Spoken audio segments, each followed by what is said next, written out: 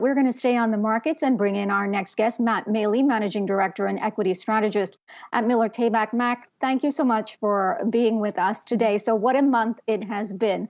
But is January just the barometer of what is to come, or have we actually seen the bottom?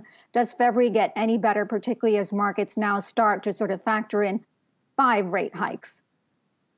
Yeah, that's, well, two things. Number one is that this whole thing about January being barometer, and it is true. I mean, there's no question that January goes the rest of the year, but I mean, in either direction, just think about it. I mean, if you're sitting there this summer and we have some unbelievably great news, you can make whatever up you want, but you can get some really, really bullish news. What are you going to say? Oh my gosh, January was a down year, so I'm not going to buy. I'm not going to buy any stocks. That doesn't make a whole lot of sense. So it's more of a trivia thing than anything else. Having said that, I do worry that we will have lower lows eventually in this market. We'll see bounces along the way like we're seeing today, and I think this one is one that could last for a little while anyway. But the problem is what the Fed is doing. I mean, they're just beginning their tightening cycle, and the biggest concern for me is that leverage, all that stimulus that they added gave investors, especially institutional investors, a lot of confidence to add a lot of leverage. Now that they're tightening, they're going to have to unwind some of that leverage, and only some of that has been unwound. As more of it gets unwound, I think we're going to have to see the market come back in again. Yeah, Matt, leverage works both ways, that's for sure. I want to ask you where you stand on rate hikes. How many do you see? And do you think that perhaps markets are being too aggressive in factoring those hikes in, and that's leading to markets being oversold?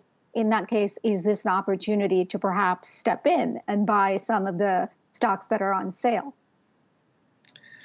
Well, one of the things we learned is it's 5. Even this, I think Bank of America is looking for 7 rate hikes this year, or at least eventually. And so that seems to be extreme to me. I mean, one of the things is that at some point these rate hikes are going to have an impact on the economy and should slow things down. So I'm thinking more in the 4 rate hike type of situation. The problem is I don't think the market's fully price that in yet. I mean, a 10% pullback, we got it at the lows last week, and the S&P 500, we're still just barely below 20 times earnings. As interest rates move higher, the justification for a high multiple like that is just not going to be there. So I think that even if rates, I guess my point is the fact that we may not get 5 or 7 rate hikes isn't really a reason to think that we can't go lower. As you just mentioned, leverage works in both ways, and at some point, I think we'll really see more of de-risking and deleveraging to take place. So then what is your opinion as far as buying into tech? Because it's had a big rout. It's off to its worst start ever, tied for that since 2008 at the moment. But then do you see, the opportunities to buy selectively in the tech sector, or is that something that you stay away from completely at this point because it's just too volatile right now? Well, obviously, certain areas of the tech market you don't want to completely avoid. I mean, one of the things that's a little too bad is that, like Apple Computer, when they reported their great earnings, it saw a big rally. It's rallying further today, and it's already retraced almost 2/3 of its sell-off already.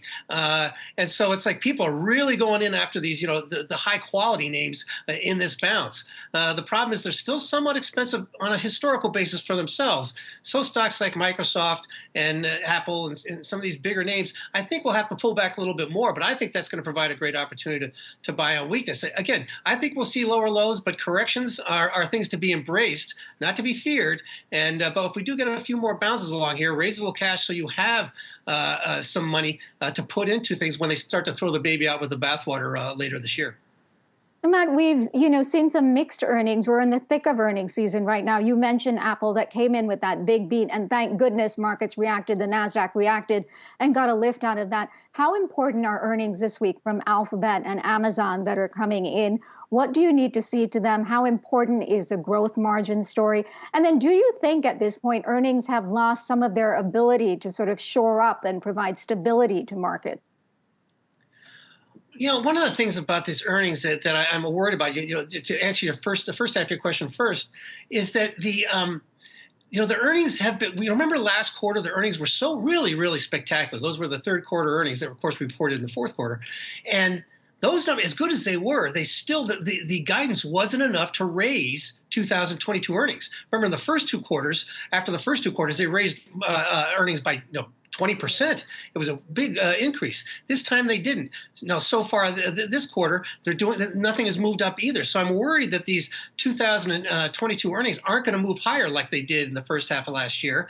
And if that's the case, again, in an expensive market, that's a bit of a concern. However, for the stocks that do report those good earnings, people I think, especially with the high quality names like an Apple, like an Amazon, and especially a Google, those stocks are going to hold up quite well. They'll do very well. So again, I'm sure we've all heard a lot in recent weeks that it's going to be a stock picker's market. The way these stocks are reacting to earnings, I think, really highlights this, and it's be something that's going to be important the rest of the year. So then in an environment when growth is slowing, inflation isn't going anywhere, volatility is still very much around, where do we look to help, shore up our portfolio? What sectors are you most interested in? Is it commodities? Is it energy? Where are you looking? It's interesting. I've been very, very bullish on the commodities since June of 2020, and really bullish on the energy sector all the way since way back in October of 2020, a little bit later that year. So it's been 16 months. Having said that, the group is getting quite extended. Crude oil is getting extended on a technical basis. And as a former trader, I like to look at technicals. And so I think this is a group I don't want to chase right now because it had such a great move. But don't be afraid to buy it on any kind of weakness. I'm not saying sell your stocks at all. These groups should do very well. Hard assets do well in an inflationary environment, and certainly crude oil is one of those areas. The one thing I would mention, though, for people, and again, this is more of a short-term trade, people who got a little bit more risk tolerance and want to make a trade, is look at the biotech area. The IBB Biotech ETF is the most oversold on its weekly RSI chart, Relative Strength Index. So most oversold it's been in 20 years. Now, again, it's an election year. There might be some more issues on drug pricing and things like that. But on a purely technical basis, looks like one where short-term traders could take advantage of to see a nice little bounce here.